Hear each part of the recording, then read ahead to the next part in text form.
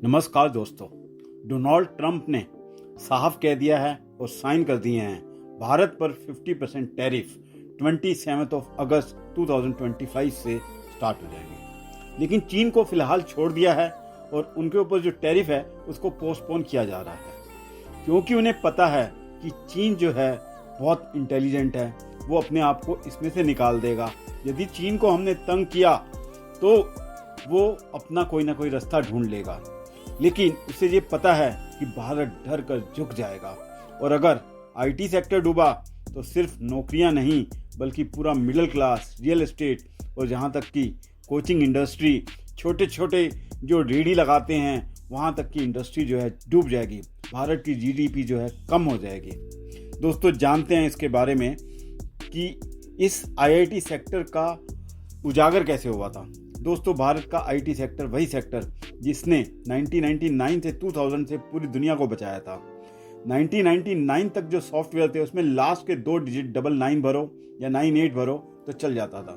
जैसे ही 2000 आया तो उसके अंदर सारा सिस्टम इंजीनियर्स को लगा, कंपनियों को लगा, अमेरिका की कंपनियां निवीडिया वगैरह को लगा कि ये जो है सारा का सारा सिस्टम जो है क्रैश हो जाएगा। उसको बदलना था तो उसके लिए भारत के इंजीनियर टीसीएस, इन्फोसिस, विप्रो के सैनिक बनकर मैदान में उतरे। सस्ते और तेज इंजीनियर्स ने अमेरिका, यूरोप की नींद उड़ाकर कोर्ट ठीक किया और पहली बार दुनिया ने कहा भारत डिजिटल महाशक्ति है। बल्कि डिजिटल महाशक्ति कहने की बजाय उन्हें लेबर क्लास है। और भारत ने R&D पर कहीं कोई पैसा खर्च नहीं किया, सिर्फ और सिर्फ मेहनत की।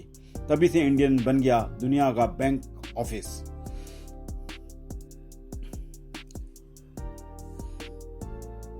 मिडिल क्लास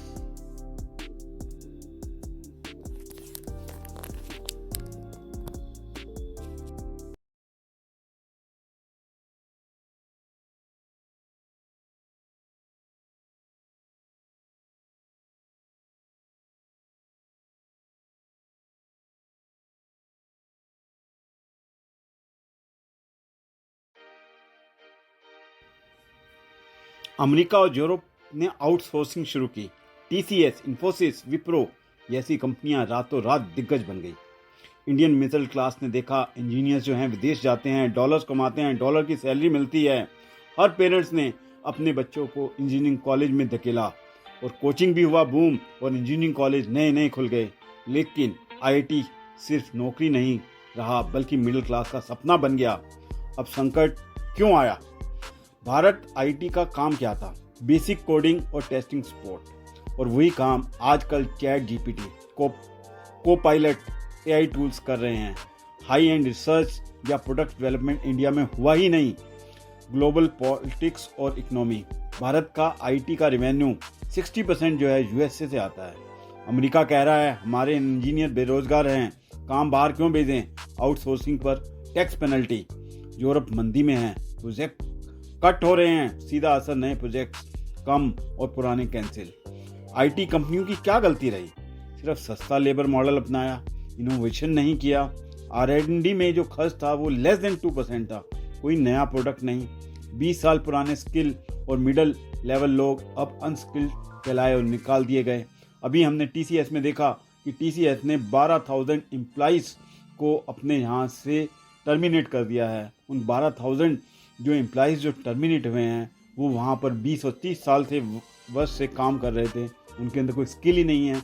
वो कहते हैं वो काम जो है हमारा एआई, को पायलट वगैरह कर सकते हैं। इंजीनियर कॉलेज, गली गली कॉलेज खुले, लेकिन पढ़ाई वही पुरानी C++ और जावा 90s लेवल। प्रोफेसर खुद कभी इंडस्ट्री में नहीं रहे। बच्चे पास हो गए क्योंकि नौकरी तो गारंटी थी और एक छोटा सा पैकेज उनको मिल जाता था। तो हर पेरेंट्स ने यही चाहा कि 89% बच्चों को इंजीनियर बने और मेडिकल में ना डालकर उनको ये कहा गया कि ये बच्चा जो है 4 साल में अपनी इंजीनियरिंग कर लेता है और कमाने लायक हो जाता है। असलियत उनकी कोडिंग से प्यार ही नहीं था, बस शर्मा जी का बेटा यूएस गया वाली सोच।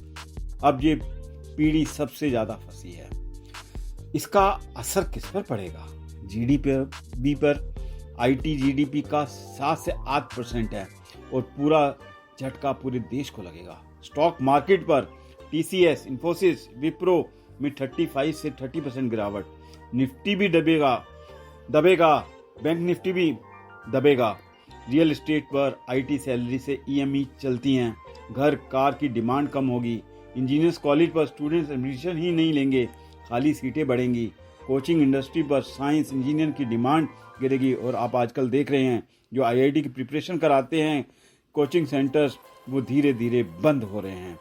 सिर्फ डिग्री से काम नहीं चलेगा, नई स्किल सीखनी होगी। Data science, AI, ML, cloud computing, cyber security, blockchain, साथ ही communication plus problem solving skill.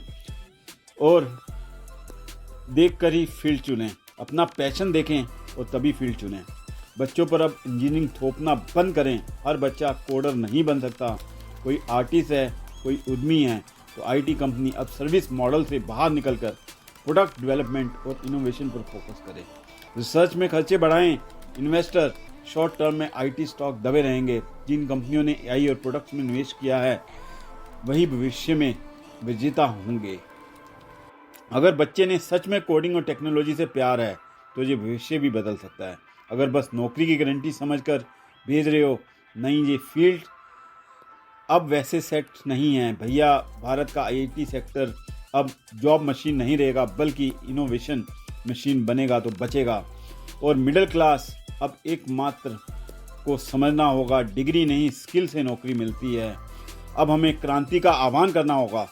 आज भारत को चाहिए कोई नया भगत सिंह, कोई नया सरदार पटेल, एलोन मस्क जैसे लोग, स्टीव जॉब्स जैसे लोग, जो हमें यह दिखा सकें कि कैसे हम एआई बन सकते हैं, कैसे हम टेक्नोलॉजी में क्रांति ला सकते हैं। सरकार अकेली कुछ नहीं कर पाएगी, हमें खुद उठना होगा। क्रोध, लोभ, मोह, अहंकार को छोड़ना होगा। सोशल मीडिया, नेटफ्लिक्स की लत छोड़कर असली काम पर लगना होगा। हर आदमी को सोचना होगा मैं किस फील्ड में क्रांति ला सकता हूँ।